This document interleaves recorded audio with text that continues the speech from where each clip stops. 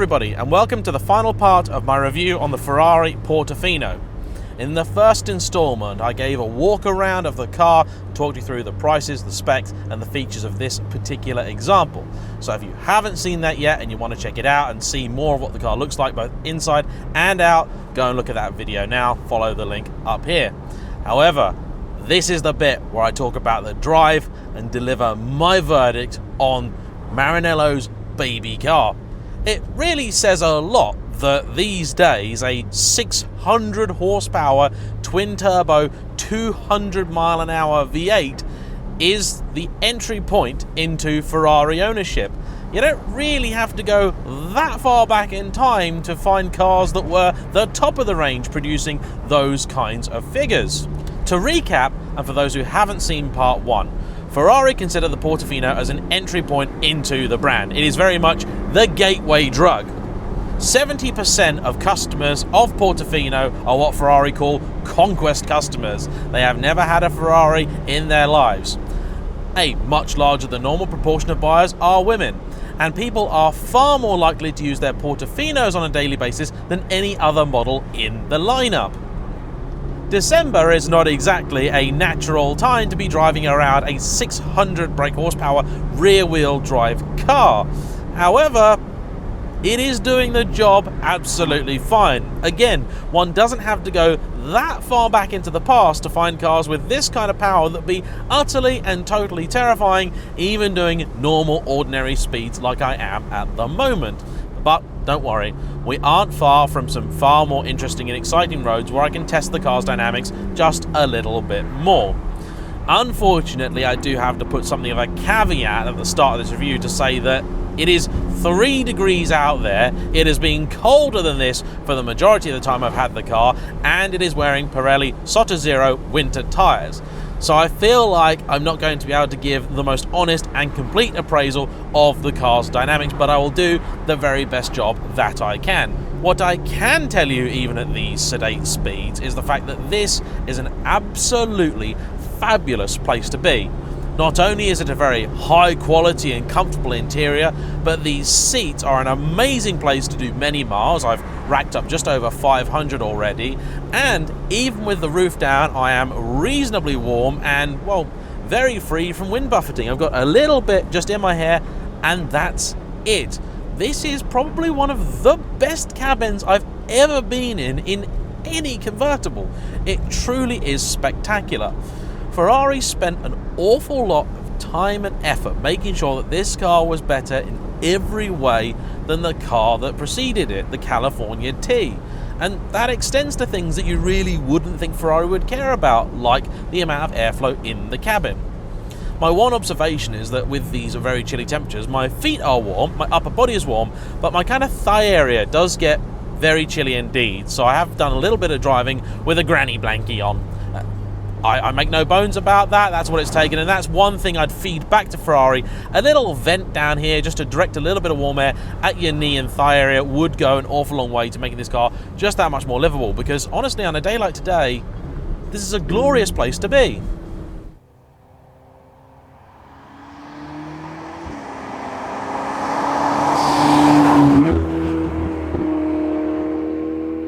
Now, there are a couple of cars, as always, that I have in mind as benchmarks for this car, because you don't really drive any car in total isolation. You're always going to be comparing it to something else, whether consciously or not. And so for this review, the two cars that I have in mind are the Jaguar F-Type SVR as the slightly more sensible option if one wants a 600 horsepower or near enough convertible sports car. Now, that car has all-wheel drive, which does give it some benefits. It's £120,000 with options, making it quite a bit cheaper than this one. Now, spoiler alert for those who haven't seen the walk around, the base price of a Portofino is about £166,000. This one is tested $245,000, so it is twice as expensive as the F-Type. Slightly closer in price terms, at least if you count RRP as your benchmark, is the now discontinued McLaren 570S Spider, which I have got a fair bit of experience in. Yes, that is a different kind of car, and in theory you should be comparing it against something like a 488, but the 488 really should be compared with the 720, and, well, let's be honest here, people thinking about a Ferrari are probably not entirely opposed to the idea of buying a McLaren either. So those are my benchmarks.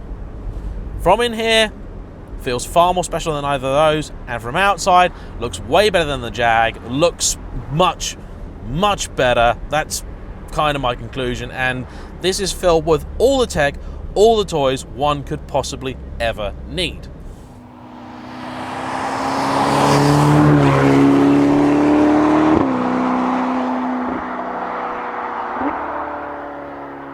There is, in my mind, nothing really stopping you from using this car on a nearly daily basis.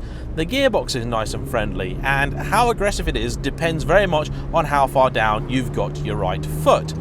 Through town at gentle speeds like this, it's nice and smooth and swift, and does a very good job actually of being an automatic. Maneuvering little to no speed can be a little bit tricky thanks to the fact that it doesn't creep. So you have to move on the throttle. You can feel the car slipping the clutch a little bit more than I would like it to, and you have to put your foot down a bit more than I'd want to get it to move. But with familiarity, with time, it does get a little bit easier. The same can be said for the steering wheel setup here, which is very typical Ferrari, very unusual, very different to every other manufacturer. You know, even stuff like the indicators take some serious getting used to and quite a bit of thought to get it to work the way that you would expect and want it to. However, I am getting used to the car, and this is a magnificent place to spend your time. You've got a great view of that bonnet out the front, which has a real nice complex shape about it, and that's not always a given in cars of this type. It means that you can place it on the road with relative ease, not quite as easily as something like the McLaren, but easier than, for example, the Jag or indeed an Aston. The engine, as you would hope for with a Ferrari, really is the star of the show. It has so much pull from just nothing at all. Ferrari mapped these cars so that it's only in 7th gear do you get the full hit of torque, but seriously, in any gear at any RPM, you aren't really wanting for pace at all. This thing seriously shifts.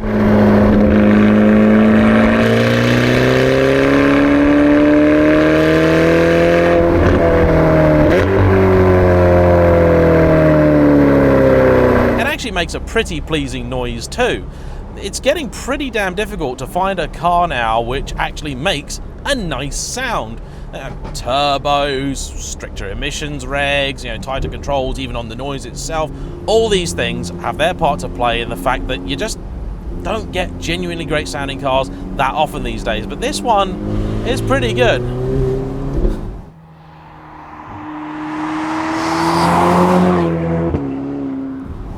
As you might expect, when it's this greasy and wet and cold out there, the car does have some issues with getting its power down, but the traction control is pretty good and lets that tricky diff at the back do its thing before the electronics kick in, which means that the rear end moves a little bit, but it's not intimidating or scary at all. The handling of this car is something that has come under a fair amount of criticism from those who have driven it. It is an electric power steering system, Ferrari's second stab at such a thing after the 812 Superfast. As you would expect from any Ferrari rack, it's reasonably quick and sensitive, but not distractingly so. Unlike many electric racks that I've driven, it actually has quite a bit of texture coming back through the wheel. What it oddly doesn't seem to have is any weighting to it. The Jaguar system was actually the opposite, had a really nice weighting to it, but no texture. However, as mentioned, those winter tyres and these conditions are not going to be doing the car's handling any favours whatsoever, and so I can't help but think in dry conditions it could be a little bit better.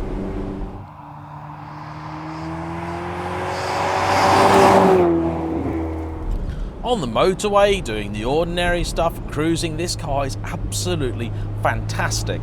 It is without a doubt one of the best GT cars that I have ever been in. This suspension is absolutely sublime. In the very recent past, I have been spoiled with a number of McLarens that are gifted with something approaching the supernatural in terms of ride quality and comfort. Now, the trade-off with those is usually a little bit of reduced steering feel, and this is probably better than something like, for example, the 12C.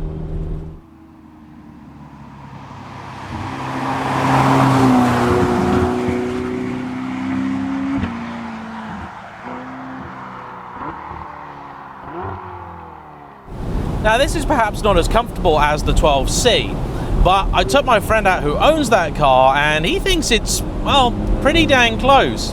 Ferrari have an elegant and brilliant system for the suspension in this car, at least when you option the magnetic ride system, which I highly recommend.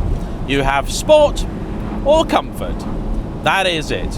And if you drive in the car in sport mode, which doesn't really seem to change as much as you might think, you simply press the little suspension icon down here and you engage bumpy road mode, which is their way of saying the suspension is then in comfort with everything else set to sport.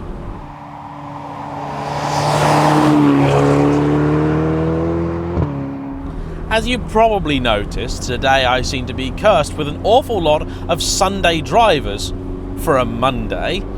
However, being in the Portofino, I'm probably nowhere near as enraged as I might be in other vehicles. I'm currently doing half the speed limit, and yet I can still enjoy myself somewhat. The car is supremely comfortable. I've got a beautiful view out. I've got the iconic prancing horse in front of me, and I feel like I'm in a very special place indeed. Now, in truth, I would probably like slightly sportier seats, and I think if I was going to be buying my first Ferrari, it probably would still be something like a 488 or an F12, because I'm that kind of person. But the truth is, for most of the people getting into one of these, it is going to do what they want it to. It does feel way more special than, say, a 911 Turbo Cabriolet. Just on interior alone, the engine is extremely exciting and it's not lacking for pace. 600 horsepower might not sound like a lot, only in a world of 700 or 800 horsepower mid-engine supercars, but trust me, it's a lot. This thing really, really flies.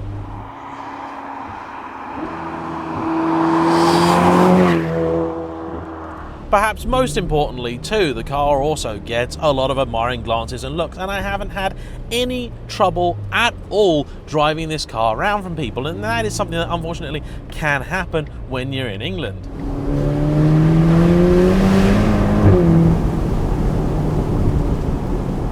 Unfortunately, these conditions mean that I simply cannot deploy the car's full power at all. That is one area that the F-Type really does win out, because that all-wheel drive system means that you can stamp your foot down with an almost flagrant disregard for the conditions out there. Of course, when you get to a bend or have to stop, well, it's a heavier car and ultimately it isn't as fast, but if you're a little bit worried about traction issues, the Jag is a touch better.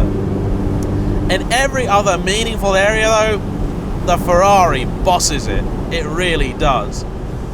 I'm a very lucky person. I get to drive a lot of cars, and I will confess, when I spoke to Ferrari, and I am still pinching myself that it happened, when they said to me they were going to give me a car, and they said they were going to give me a Portofino, I sort of went, oh, Portofino, oh, great. I mean, I sort of hoped for a 488 or something. I knew they weren't going to give me an 812 first thing, and in fact, in winter, nobody gets the 812. They take it off the road because that thing's got enough traction issues in the dry, let alone in the wet at 2 degrees. And I understand that, but I kind of hope for a 488. Regardless, I actually also have a bit of a thing for the GTC for Lusso, but maybe one day. However, I must say that not only do I now like the Portofino, I think I would genuinely consider it as my first Ferrari, because although the petrol head in me would say, yeah, but you want that mid-engined amazing 488 and its brilliant, wonderful, sharp supercar looks and handling, yeah, I do, that's definitely true, but this thing looks stunning, it's very practical, roof up, roof down. It's a hardtop convertible. See, I'm not a big fan of fabric convertibles. They lose their looks when the roof is up. They just do, and that rules out a lot of Aston convertibles for me.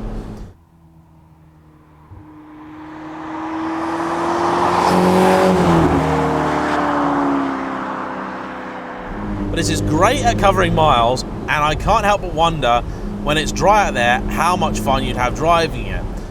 One of the greatest things about this car really is the fact that even in these conditions, I can enjoy it. No, the steering doesn't have the feel of a Lotus or a McLaren or something like that. The chassis in this thing is superb. Really, really nice, not just to look at, but also to drive. If there's scuttle shake in here, maybe there is, I haven't found it. The car's been absolutely fine. It doesn't creak, it doesn't rattle.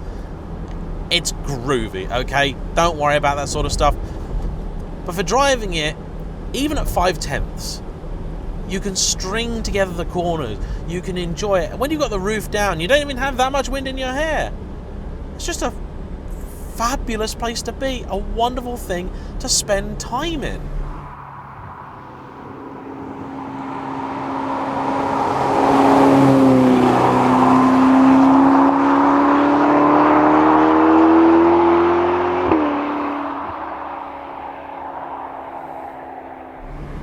And I keep thinking about it, and I look at it every single time I've got out of this car and looked at it.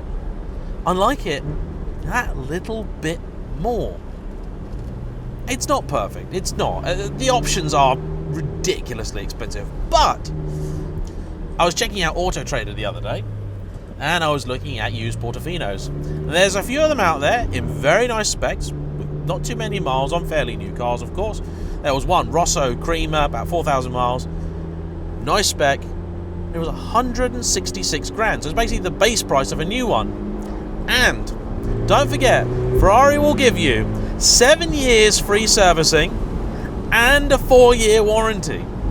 So I kind of can't help but think that with a Ferrari, you can these days have your cake and eat it too. There will be those out there, I'm sure, who think that a Ferrari should always be a car of compromise, a car that you need to suffer in some way to truly enjoy it. Well, Ferrari don't think that, and I'm glad that they don't. Lotus are out there being sticks in the mud, thinking that people should suffer poor interiors, bad build quality, and rubbish infotainment because the car is that good. Well, look at how many cars they sell. It doesn't work, guys. Sorry, you got to join the 21st century. Ferrari have, and I'm happy to say that the end result is magnificent. I mean, this is the beginner's car. How good are the rest of them? Thanks for watching, everyone. I hope you've enjoyed this little mini series. Please like, comment below. Subscribe as always. We'll see you for the next one, and perhaps you can tell me what I should ask for from Ferrari next.